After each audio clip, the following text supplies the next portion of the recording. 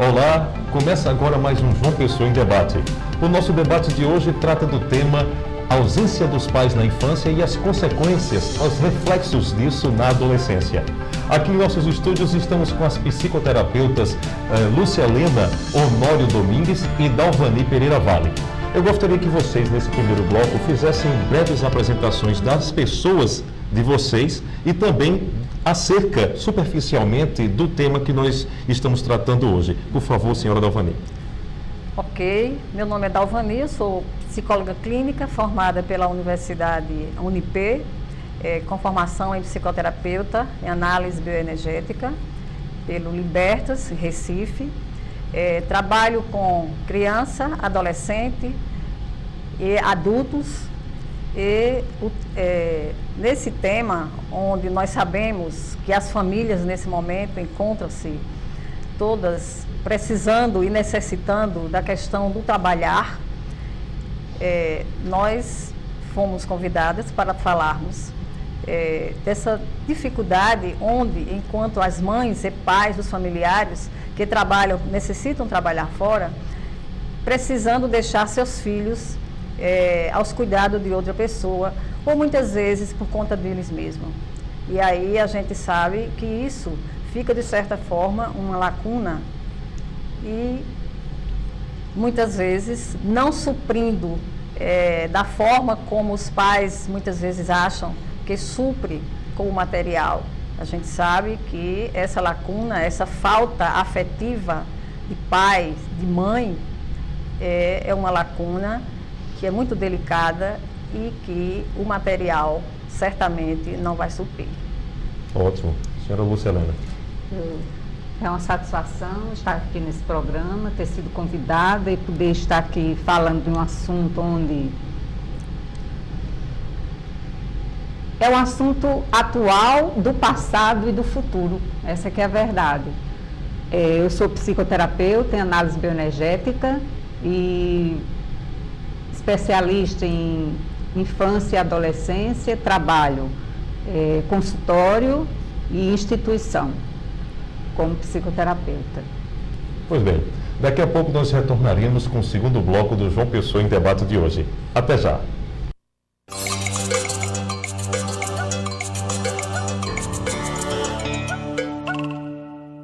Milhões de pessoas no Brasil podem ter os vírus das hepatites B e C. Previna-se. Não compartilhe agulhas nem seringas. Exija material descartável ou esterilizado em tratamentos de saúde e beleza, tatuagens ou piercings.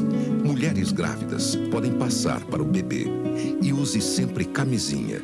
Só com a prevenção é possível evitar as hepatites B e C. Ministério da Saúde.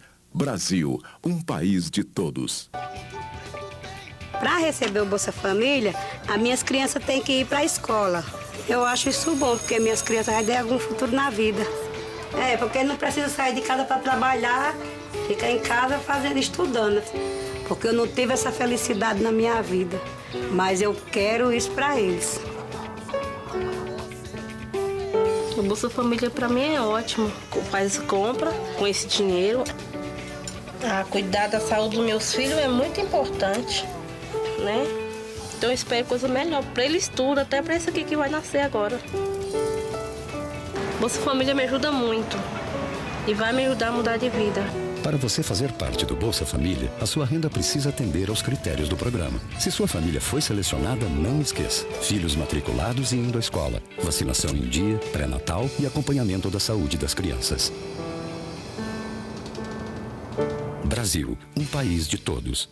O governo federal investiu mais 38% no valor da merenda escolar depois de 10 anos sem reajustes. E hoje está beneficiando 37 milhões de crianças e construindo um país de todos. Acompanhe o Conselho de Alimentação Escolar do seu município e fiscalize os recursos. Merenda escolar. Uma educação de qualidade passa por aqui. Ministério da Educação. Brasil. Um país de todos.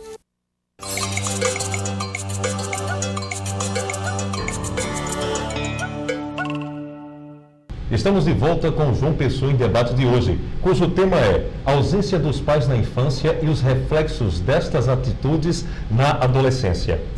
Bem, aqui em nossos estúdios estamos com as psicoterapeutas Lúcia Helena Honório Domingues e Dalvani Pereira Vale.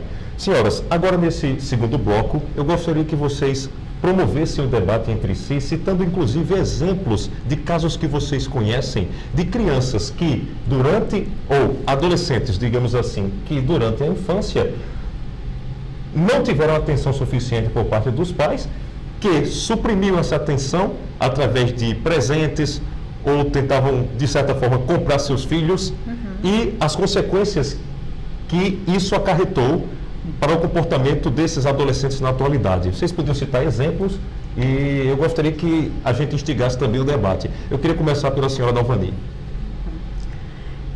Nós sabemos que essa falta dos pais, a falta materna, a falta paterna também, são faltas que deixam marcas, mas essa falta materna, a gente costuma dizer que fica uma lacuna na fase da oralidade da criança, onde a criança, ela tenta buscar de várias formas essa falta materna na fase oral. E essa fase da oralidade, que nós estudamos dentro da análise bioenergética, nós sabemos que essa fase acompanha ela não está somente na infância, na criança, mas também ela acompanha até a adolescência, passando até a vida adulta. E aí começam as buscas, a busca da atenção materna de uma forma, ou através de solicitação mesmo, através de choro, de pedidos, de formas de chamar a atenção desses pais, e chegando, em certos casos, muitas vezes, a uma depressão. Nós sabemos que a depressão não é somente um fator único, não é somente a falta materna que leva à depressão, mas todo um conjunto de faltas, todo um conjunto dentro da etiologia de cada ser, de cada pessoa, que pode levar a uma depressão, levar inclusive a uma estrutura de obesidade. Então são faltas que realmente, como eu já falei no início, que o material não supre, que fica sempre essa lacuna na vida desse ser, dessa pessoa, enquanto criança, acompanhando a fase de adolescência e chegando até a fase adulta. Você nesse momento atual, o que mais nós temos em pauta são os jovens. E o jovem é consequência da infância. E nós vivemos numa cultura, numa sociedade onde isso não está sendo cuidado. Porque se a mãe precisa sair de casa para trabalhar, e muitas vezes ela tem que deixar com babá ou com avó, que hoje em dia se fala muito em filhos de avós, porque as avós é quem tomam conta dessas crianças. Mas existe um dado que tem que ser levado em conta, que a falta da mãe, ninguém e nada vai preencher. Essa falta vai acompanhar esse ser para o resto da sua vida, não é? Mas a gente olha também para o lado dos pais, porque existe uma sociedade consumista onde cobra que nós tenhamos que ter, não é? Para dar aos filhos aquilo que eles veem, o vizinho tendo, não é? Que ele se sente diferenciado se ele não tiver, não é? E os pais, inconscientemente, nessa luta de buscar esse ter para oferecer a esses filhos, eles acham amorosamente que isso é o bem, não é? Porque ele vive o conflito, os pais vivem o conflito, não é? É muito difícil você olhar para o filho e dizer, eu quero isso e não ter, não é? E a criança, na infância, o que ela quer não é ter, ela quer ser amada, ela quer ser amparada, assistida por esses pais. Só que não há essa condição, não é? É preciso que existisse uma política social, que aí vem outras questões, não é? Para que uma mãe, por exemplo, possa passar pelo menos 9 meses após o parto com essa criança. Inclusive, na Suécia, eu ouvi dizer que ou o pai ou a mãe tem essa licença do trabalho remunerado para assistir essa criança durante 9 meses. Quer dizer, a fase realmente da estruturação da personalidade, que é fundamental. Mas, infelizmente, na maioria dos países, e falando do nosso, isso não é possível. E as mães se perdem, não é?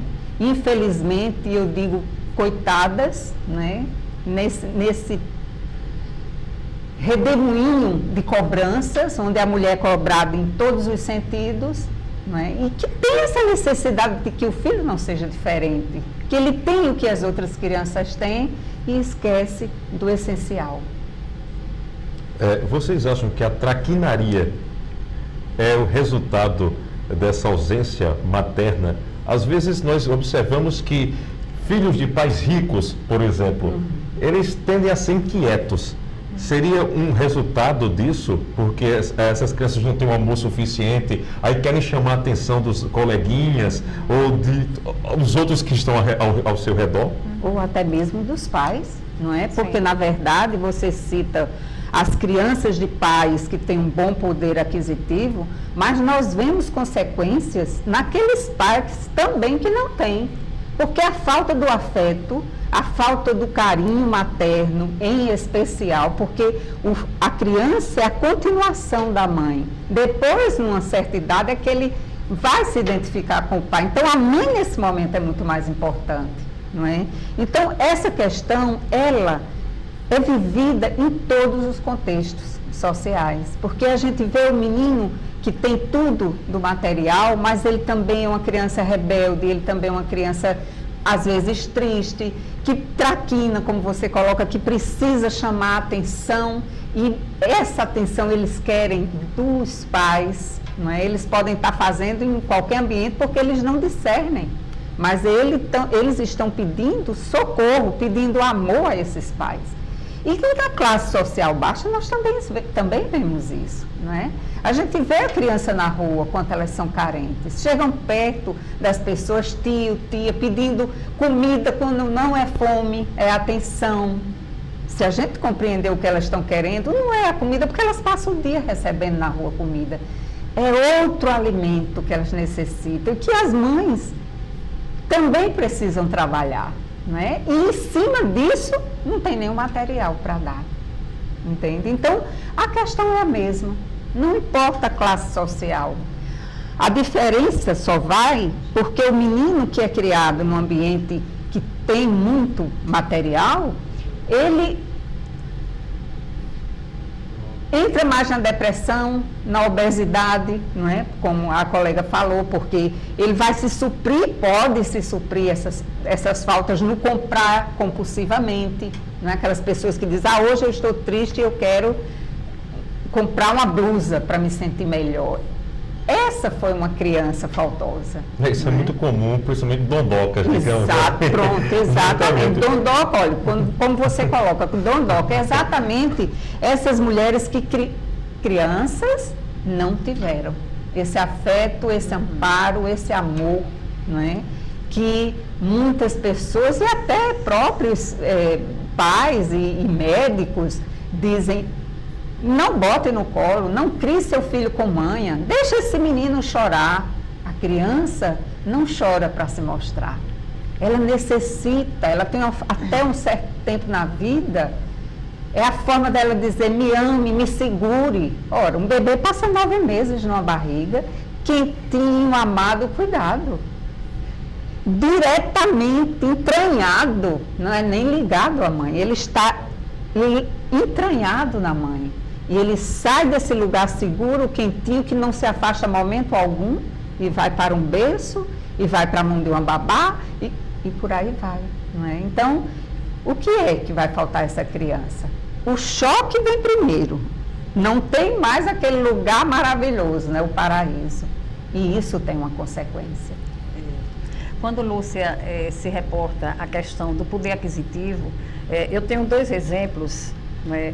Um que eu vivenciei em consultório, que é de uma classe média alta, de uma adolescente de classe média alta, e um outro eu vivenciei dentro de um centro da prefeitura, Centro de Referência de Educação Infantil Antônio Varandas, onde eu coordeno, que é de uma classe média desfavorecida, digamos assim. E aí, essa criança, me reportando a essa adolescente, ela foi abandonada pela mãe e foi criada com os avós paternos. E tinha uma das tias que fez essa função materna. E o que me chamava a atenção é que ela chegava sempre e dizia assim, quando era para falar da questão da falta materna, ela dizia, mas eu tenho 4 mães. Eu tenho minha mãe vó, tenho minha mãe fulana, que era a tia que fez a função de mãe, tenho minha avó materna e tenho minha mãe biológica. E, na verdade, ela não tinha nenhuma mãe, não é? Então, quando ela se reportava a essas 4 mães, era justamente por trás dessa fala, ela estava dizendo, eu não tenho nenhuma mãe, eu não fui cuidada por nenhuma mãe dessas, não é? E aí o que acontecia? Ela realmente tentava, a família tem um poder aquisitivo elevado e tentava suprir essas carências afetivas dessa adolescente com o material, e aí ela realmente era, não sei se realmente, mas ela demonstrava ser uma patricinha, no senso comum, como se chama, não é? Mas era de uma fragilidade, de uma falta materna e também paterna, mas principalmente a materna, que vem da vinculação, que me chamava muita atenção, E aí ela ficou um tempo em psicoterapia, uns 2 anos, depois resolveu suspender para se ver sozinha, e até é importante para ela caminhar sozinha, não é? Ver se conseguir caminhar sozinha, não que ela estivesse em tempo de receber alta, ela não recebeu alta, mas aí para viver uma experiência de estando fora desse processo um tempo, para ver se conseguia caminhar, que não é fácil. E o outro caso de uma criança de 2 anos que chegou lá no centro, e essa criança chorava muito, e passando o período que a gente considera o período de adaptação dessas crianças, até um mês, o primeiro mês, onde elas chegam, principalmente as de 2 anos, que estão chegando no primeiro momento lá no centro. E essa criança chorava, depois de um mês essa criança continuava chorando muito. E uma das avós, e a avó paterna dela, materna inclusive, trabalhava no centro, e eu procurei conversar. Fulana, como era o dia a dia dessa criança? Olha, doutora, ela amamentava, ainda estava amamentando, só dormia amamentando. Então, justamente no repouso, era o momento em que ela mais chorava. Ela não conseguia dormir, repousar e nem e nem ficar calada para que os outros repousassem, né? Porque o choro dessa criança era um choro assim de chamar a atenção mesmo. E aí eu disse, olha, essa criança precisa voltar, ficar alguns dias ainda com a mãe, porque ela foi arrancada do peito subitamente para vir para um outro universo, onde ela não conhecia, tudo novo, muita gente. E aí essa criança vai ficar com uma sequela muito forte emocionalmente. E aí você volte com essa criança, diga à mãe que vá tirando essa criança da amamentação aos poucos, gradativamente, para que ela se adeque a um novo mundo aqui, a um novo ambiente. Mas assim, esses 2 casos me chamam muita atenção. Todos 2 são casos de faltas, crianças, faltosas, não é? Um na fase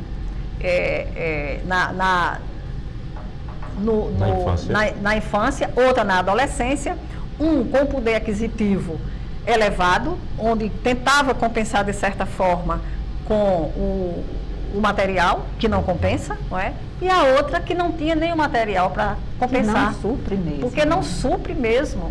Porque não supre mesmo. Então, são fases assim, danosas, não é? São faltas danosas, que deixam realmente uma sequela para o ser.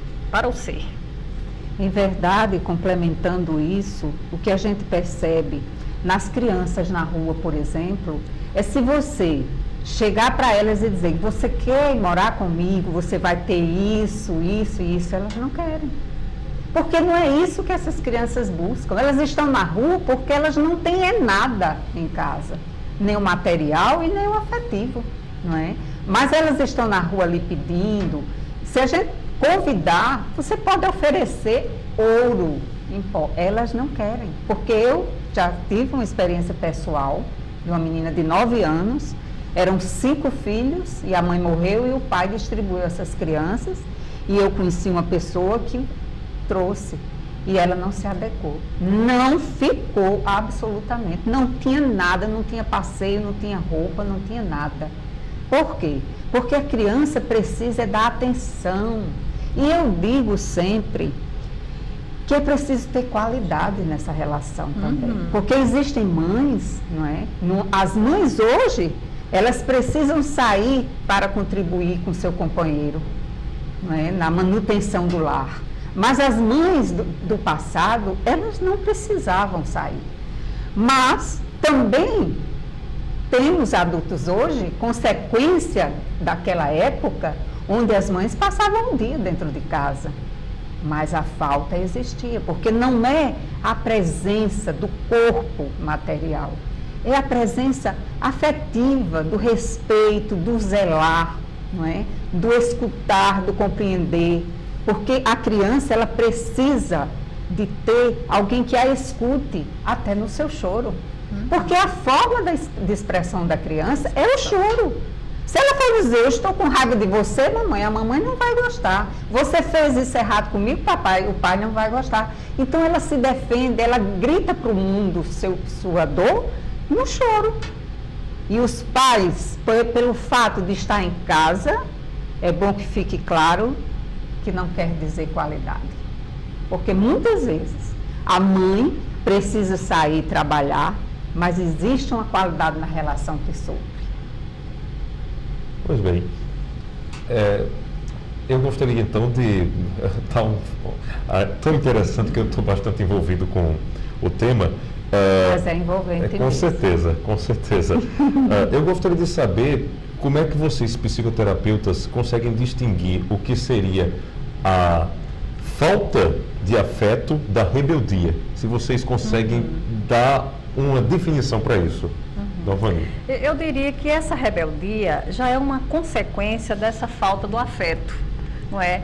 Porque a criança, quando ela chega nessa fase da rebeldia, já é um pedido de socorro mesmo, como a colega Lúcia Helena se reportou, não é? E aí ela ultrapassa, nessa rebeldia ela ultrapassa os limites, e muitas vezes ainda há pessoas que dizem assim, bater a palmadinha educa. Eu particularmente, eu não acho que a palmada educa, não. O que educa a criança é limite, é o diálogo, é a qualidade na relação, é você escutar, é você estar com a criança. Não precisa você chegar ao extremo, porque aí, muitas vezes, essa rebeldia dessa criança vem dessa consequência da falta do afeto e também da questão da falta do limite, porque há dois polos.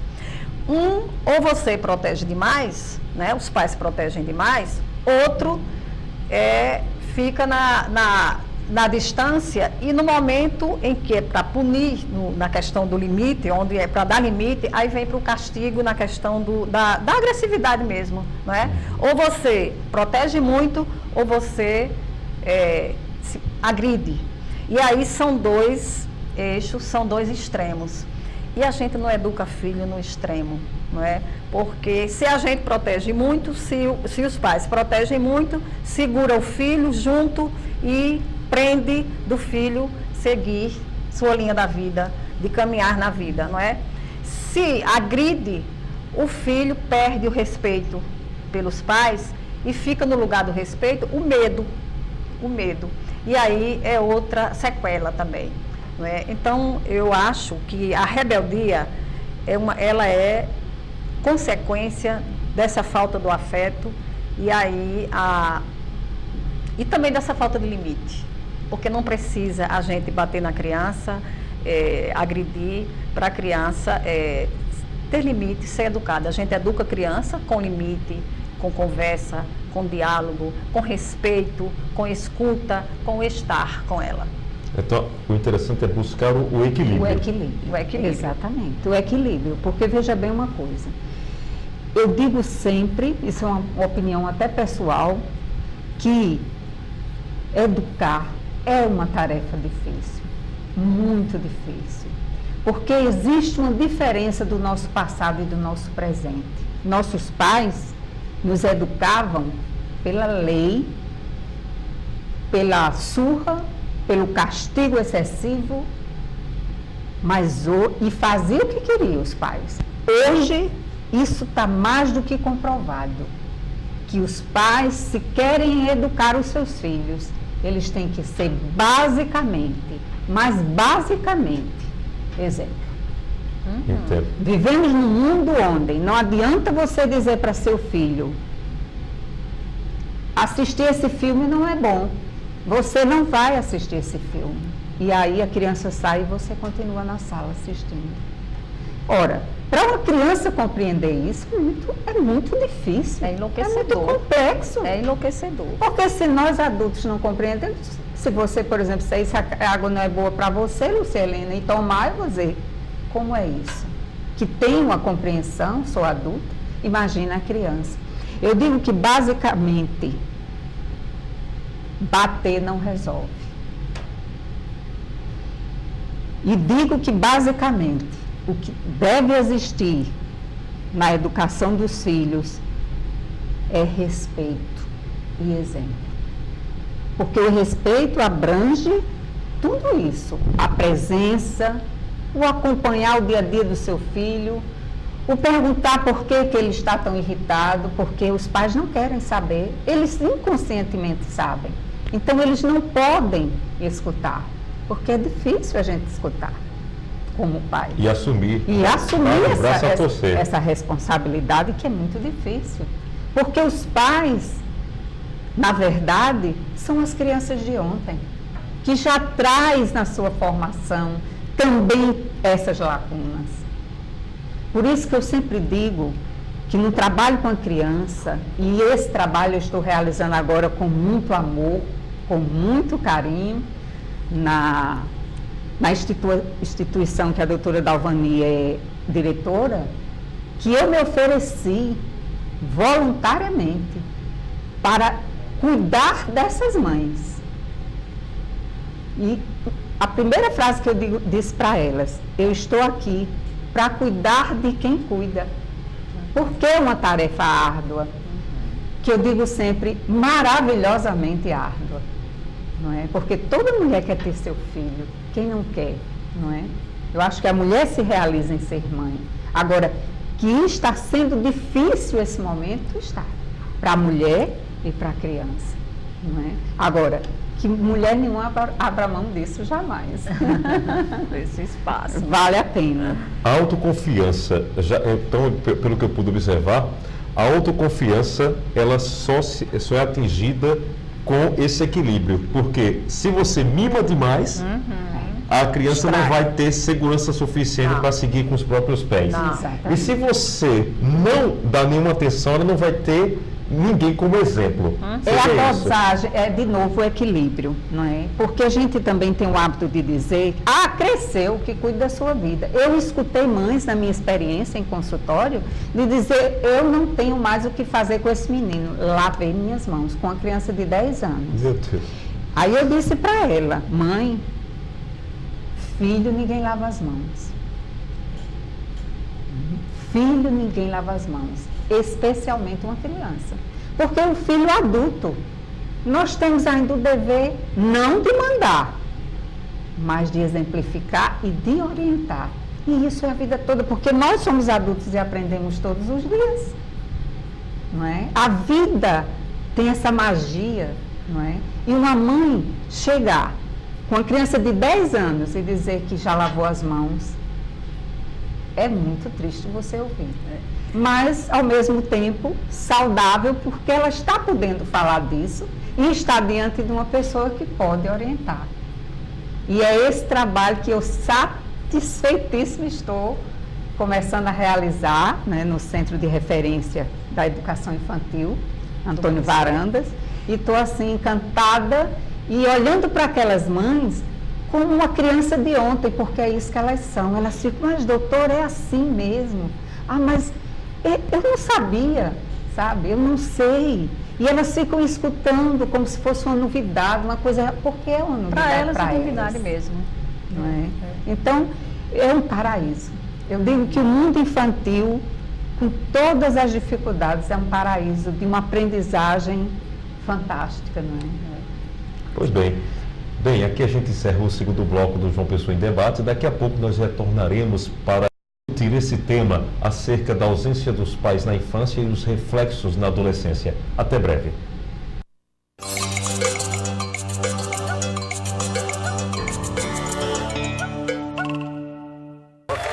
Natureza. Primeira pergunta. Após lavar, o que você faz com as embalagens vazias de agrotóxicos?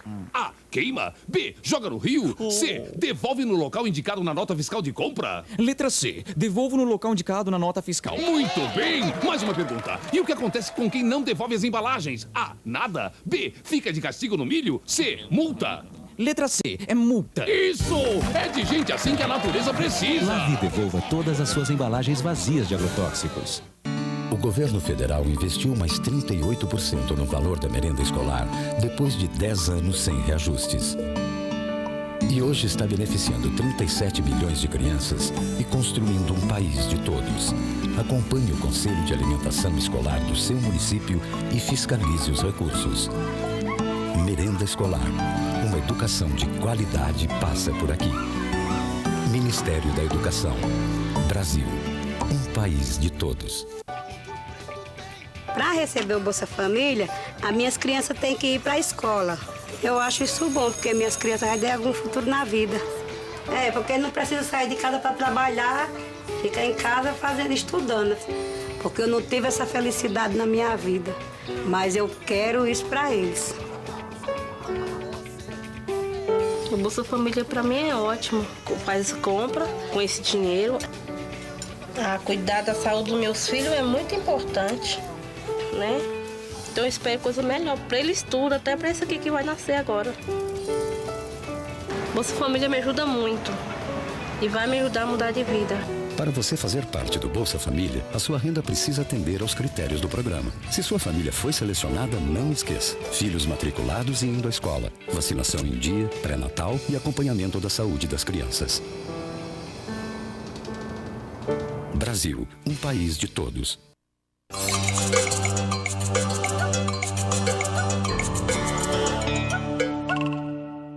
Estamos de volta com o terceiro e último bloco do João Pessoa em Debate de hoje, cujo tema é ausência dos pais na infância e os reflexos disto na adolescência. Aqui em nossos estúdios estamos com as psicoterapeutas Lúcia Helena Honório Domingues e Dalvani Pereira Vale. Nesse último bloco, eu gostaria que a gente falasse de casos de adolescentes que, de certa forma, não tiveram a atenção suficiente quando crianças. Mas antes de entrar nesse detalhe aí, nesse aspecto do nosso debate, eu queria falar de crianças abandonadas que foram deixadas em orfanatos. Muitas delas esperam até os 18 anos por uma adoção. E quais são os reflexos dessas pessoas que são criadas sem pai, sem mãe, sem avô, sem avó, sem parente algum? Elas são aquelas crianças que nós falamos anteriormente, que têm mães e porque não tem nenhuma, não é? Então elas adotam naturalmente, aquelas pessoas que visitam a instituição, não é? Ela fica pedindo para ser adotada, me leve para a sua casa, não é? E as pessoas que fazem o acompanhamento, que trabalham com elas lá, fazem esse papel de mãe. E elas sempre adotam uma que vai ser aquela mãe realmente, não é? E isso fica confuso, porque na verdade ela sabe que não tem é mãe, não é? Então, as consequências é isso que a gente vê, né? Quando elas têm a sorte de serem adotadas, não é? E dá certo, porque também tem isso, às vezes não se adequa, os pais desistem, também tem esse lado que a gente conhece. Então, elas podem ser, não é? Umas crianças saudáveis, não é?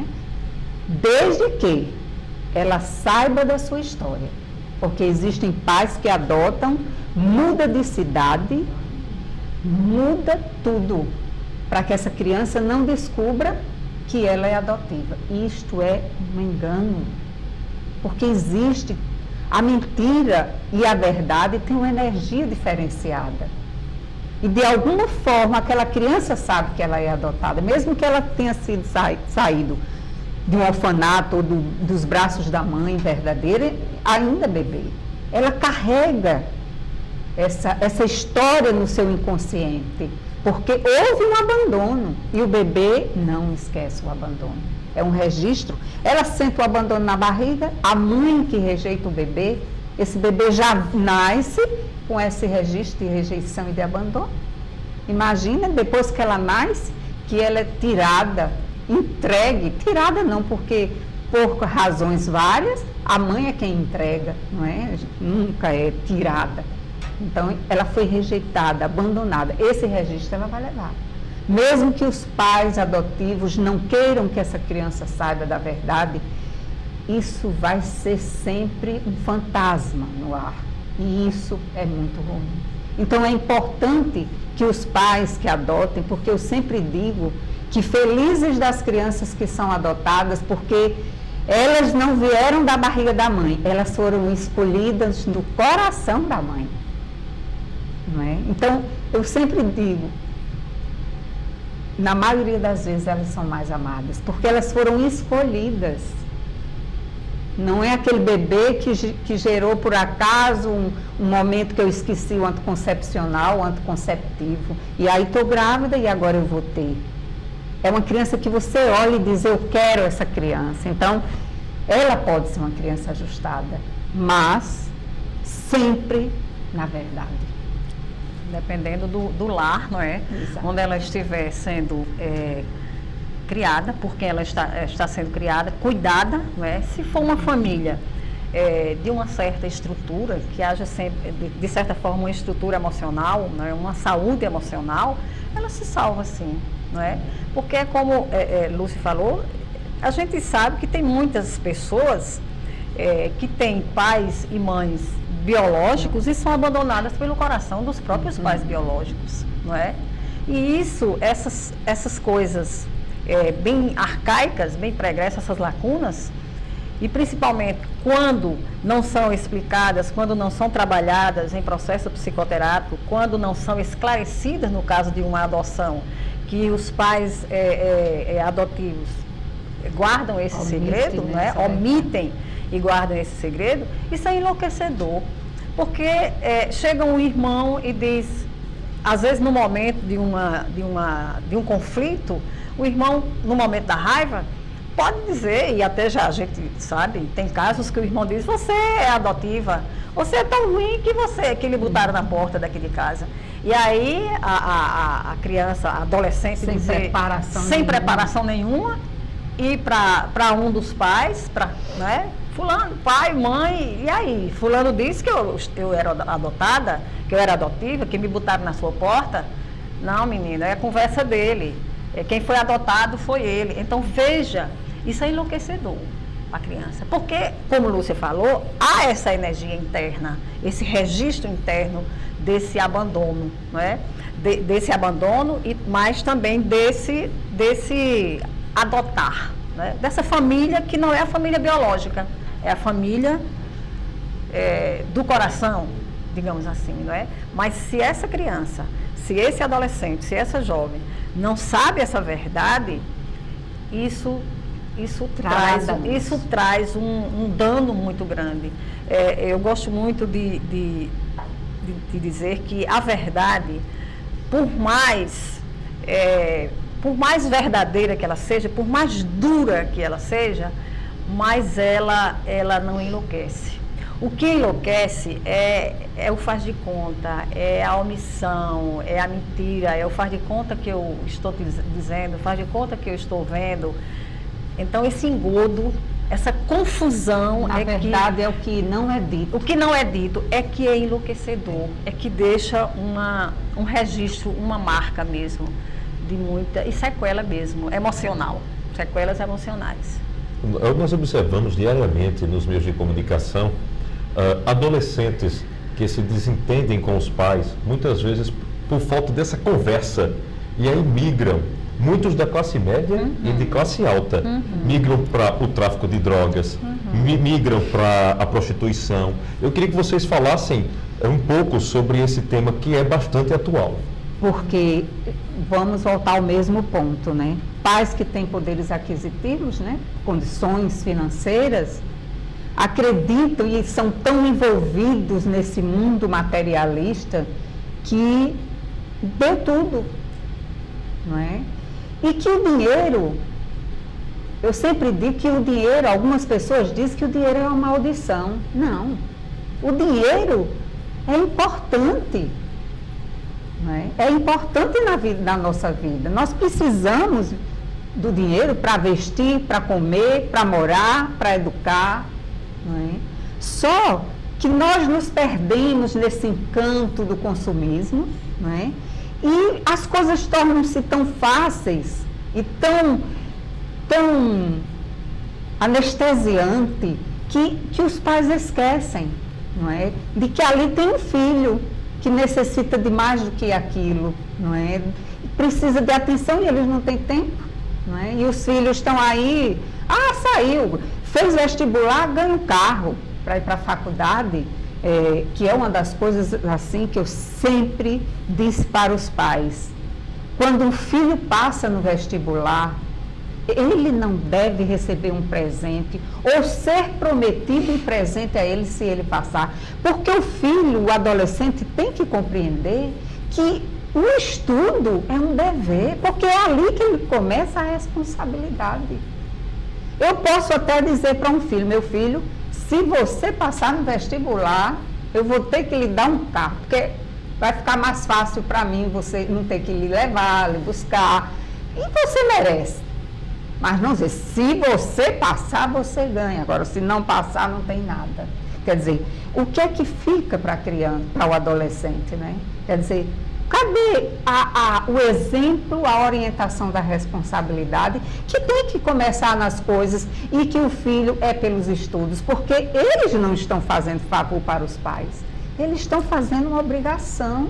Dever. Os pais estão proporcionando e eles têm o dever de cumprir, porque é a vida dele. É o princípio do senso da responsabilidade. Mas nas famílias abastadas, infelizmente, esse hábito, não é? É muito comum tudo ser comprado. Tudo ser comprado. Inclusive o afeto. Inclusive o afeto. Infelizmente. Comprar o afeto. Mas eu já lhe dei isso. Esse menino é ruim, eu não sei por quê, porque tem tudo. Eu escuto muito isso de pais. Eu tenho um exemplo de uma mãe que ela tem uma filha e acostumou a filha a assistir televisão porque era mais confortável para ela, né? Que a filha sabia que a filha estava em casa assistindo televisão. Então não tem perigo de estar na rua e etc. Então no primeiro vestibular que essa menina fez, ela não passou.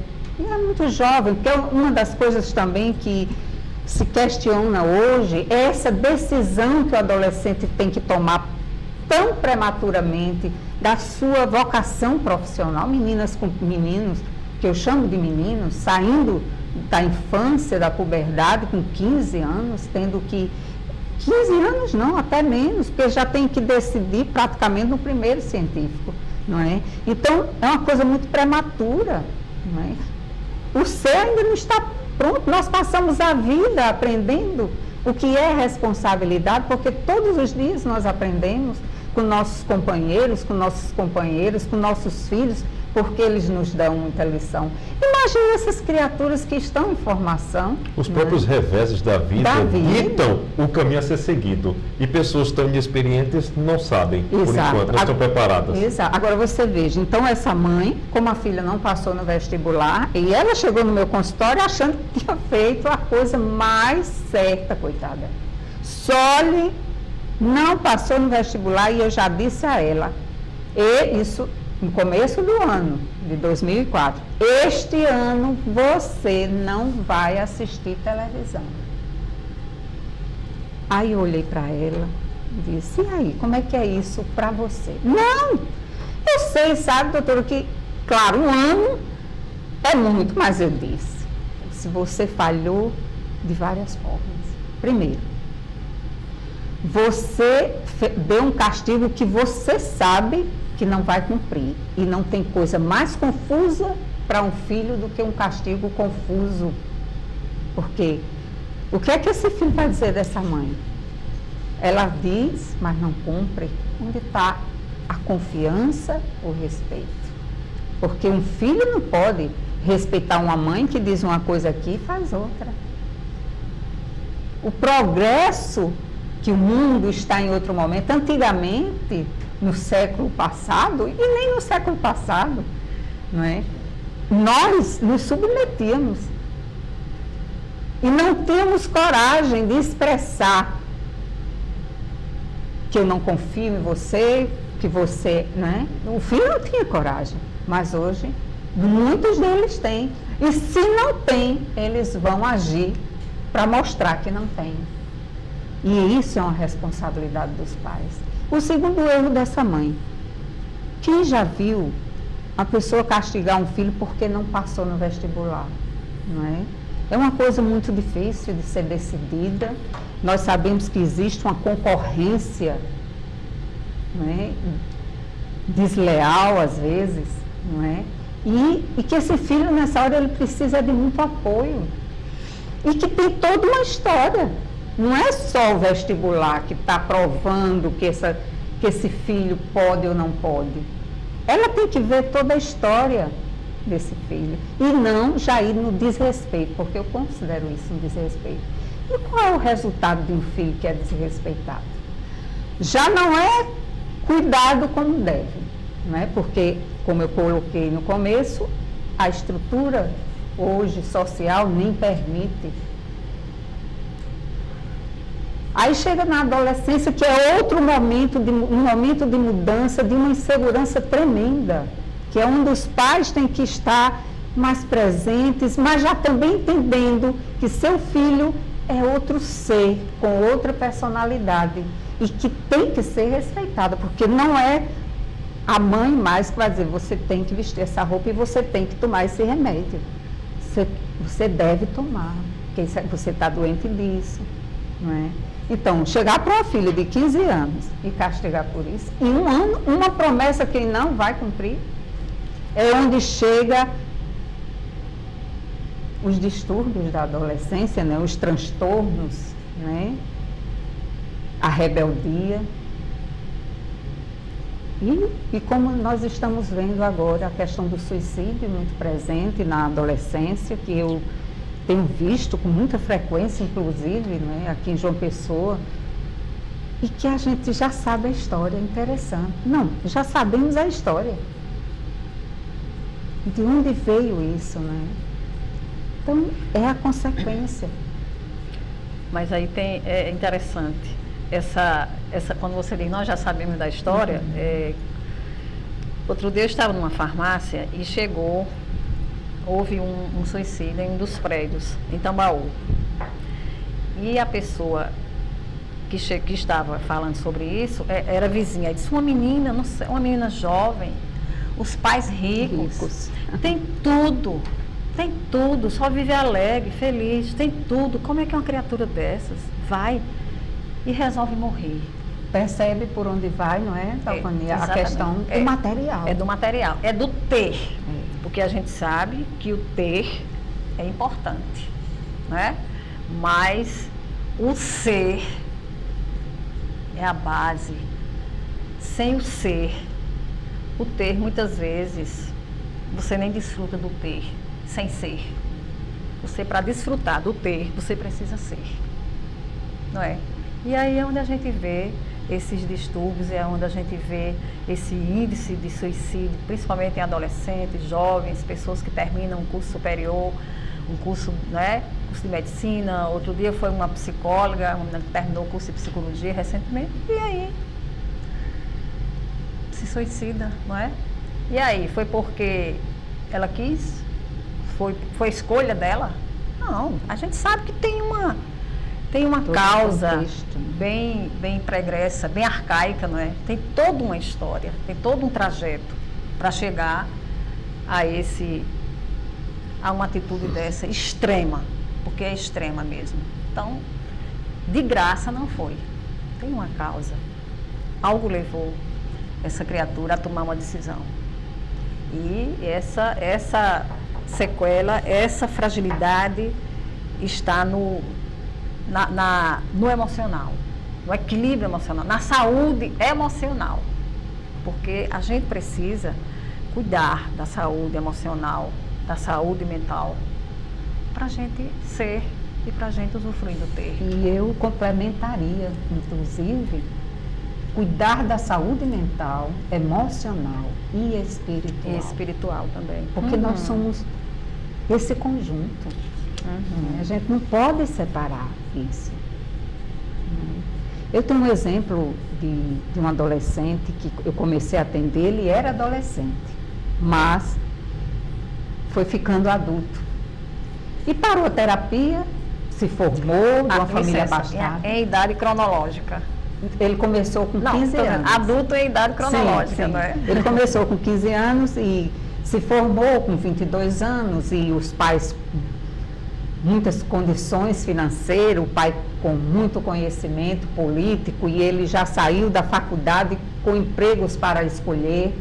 Foi um menino criado com tudo e um adolescente criado com tudo. Mas o pai é uma pessoa que tem uma responsabilidade de trabalho fora e que passa um mês fora e quando chega em casa se reúne com os filhos para beber e a mãe bebe também. E isso foi esse contexto familiar. Pessoas de muita posse, tem apartamento em Recife, em Brasília, em João Pessoa, E ele parou a terapia com 22 anos, porque se formou e um dos empregos que ele escolheu foi exatamente fora, né, em Recife. E que ia dar uma parada, que estava bem. Justamente um ano depois, me liga a mãe desse rapaz. Ele já estava com 23 para 24 anos. Desesperada, chorando, que queria marcar um horário para o filho dela. Eu disse, sim, mas como é o nome do seu filho? É fulano de tal? A senhora não está lembrada? Eu estou me lembrando assim. Olhe, porque eu estou muito aperreada, olhe, eu peguei a caminhoneta dele, que ele veio da praia, e quando eu fui descer o banco, aquele visor, né, do parasol, caiu um pacote de êxtase no meu colo, eu estou desesperada, ele disse que não era dele, e uma angústia só. Eu disse, bom, primeira coisa que a senhora tem que entender é que seu filho já está com 23 anos, ele é quem tem que me procurar. Agora, se a senhora quer uma ajuda minha, aí a senhora pode vir. Agora, seu filho, ele é quem tem que ligar para mim. Quer dizer, ali já denotava a invasão. A invasão. Porque se meu filho verificar que ele precisa de uma terapia, eu vou chegar a ele e conversar. Mas eu não vou pegar o telefone e dizer para a terapeuta nenhuma, marcar um horário e ligar para essa pessoa para ela vir. E aí eu expliquei isso para ela. E ele veio. Ele ligou, que a mãe tinha pedido para ele fazer. Bom, mas você está assumindo vir. É diferente, porque eu disse para a sua mãe, expliquei tudo, esclareci tudo. Ele veio e começando a conversar, ele disse, olha, doutora, eu estou muito infeliz. Eu acho que eu estou na crise. Eu disse, que crise? Ele disse, eu acho que minha crise de adolescência eu estou vivendo agora. Porque eu caminhei minha adolescência toda tendo tudo. Me formei, meu pai já tinha um emprego para mim. Aliás, vários empregos. Imobiliou apartamento em Boa Viagem, porque eu escolhi o emprego em Recife. E, enfim, tudo. E agora eu não sei. Tem algo que está faltando e eu não sei o que é. E aí minha mãe, infelizmente, pegou um pacote com 100 comprimidos. Olha só. Então, conversamos a respeito, ele já não estava mais só em uma droga, porque ele disse que busca, porque nada satisfaz. Né? Mas, infelizmente, foi um caso muito severo, e onde ele já estava envolvido, né, com pessoas no tráfico mesmo, porque Ele, com o poder que tinha, vinha do Recife com a carga, como ele dizia, eu trago a carga e distribuo aqui. Quer dizer, não precisava do dinheiro, era só uma forma de buscar algo diferente e autonomia. Isso eu faço porque eles não querem. Inconscientemente esse jovem estava fazendo isso. Isso aqui eles não mandam.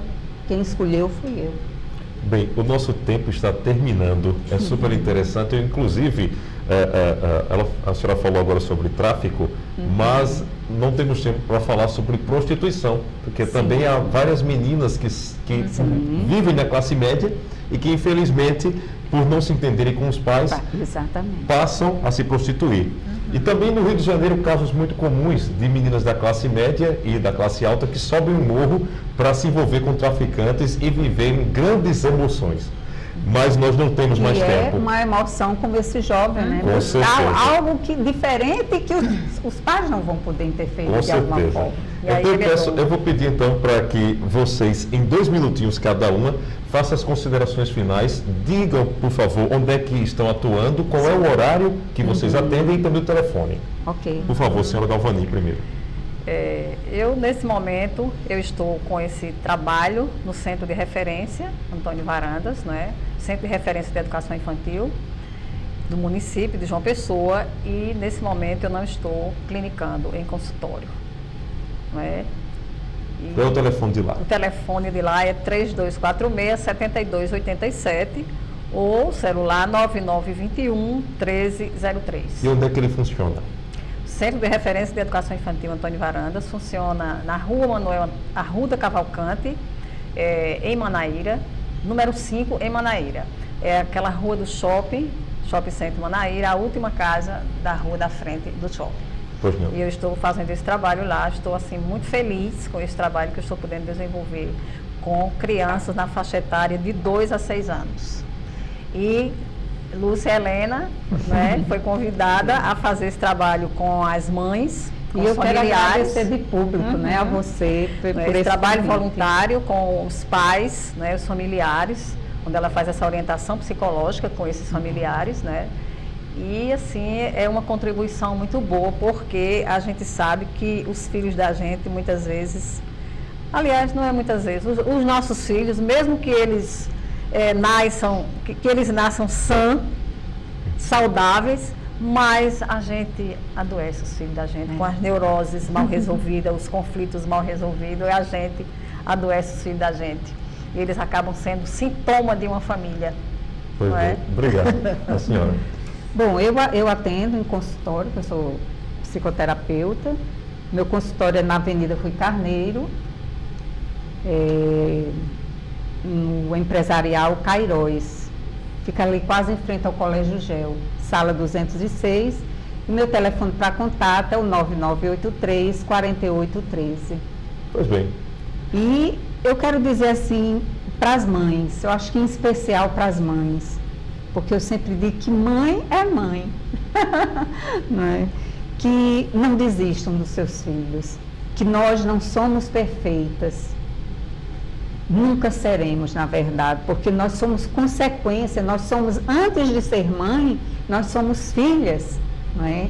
E que nós vamos sempre ter algo que a gente vai aprender até com os nossos próprios filhos, mas que mãe nenhuma desista dos seus filhos, que eles sempre serão filhos e que vale a pena investir nesse amor e nesse respeito e nesse cuidar. Tudo bem. Bem, eu gostaria de agradecer às nossas convidadas de hoje e também a você, telespectador, que ficou ligado na gente no João Pessoa em Debate.